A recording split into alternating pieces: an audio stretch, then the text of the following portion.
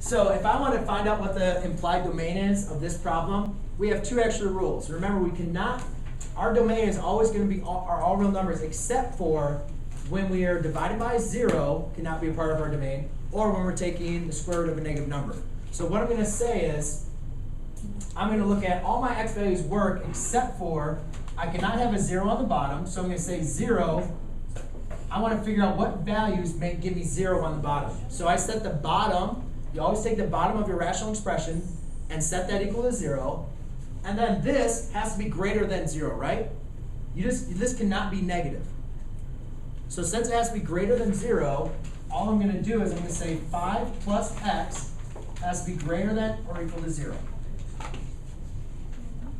Makes sense? These are your two equations when you're trying to find your domain that you want to use. Anybody have any questions on this? No? Good? This has to be greater than 0. This cannot be 0. Right? You can't have 0 on the bottom, and you can't have a negative number under the radical. So now, let's just solve for x.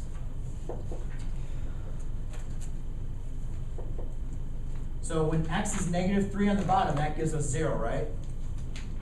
And when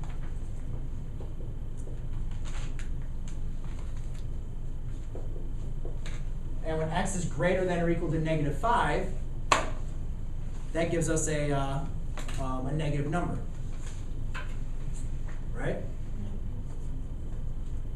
So our domain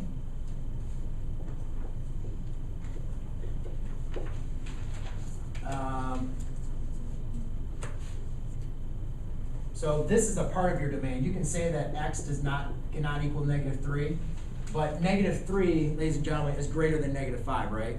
So I really don't need to write x cannot equal negative 3. I can really just say all numbers that are greater than or equal to negative 5 would be your domain.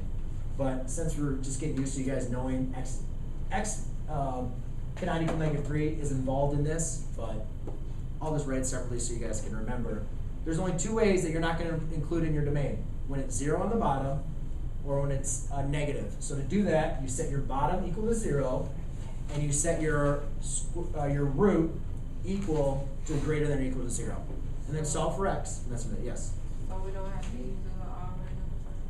I mean, you can say your domain is, well, it's not, for this when you can use all real numbers, but it's not really, it's only all real numbers that are greater than or equal to negative 5.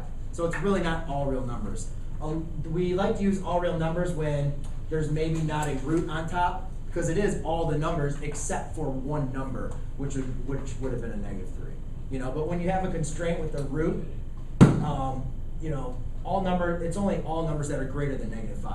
So that's, you know, we don't want to write all real numbers except for those, because that's including a lot of numbers. Any last questions on that? No? Good? Okay. Can you do number 62? Sure, absolutely.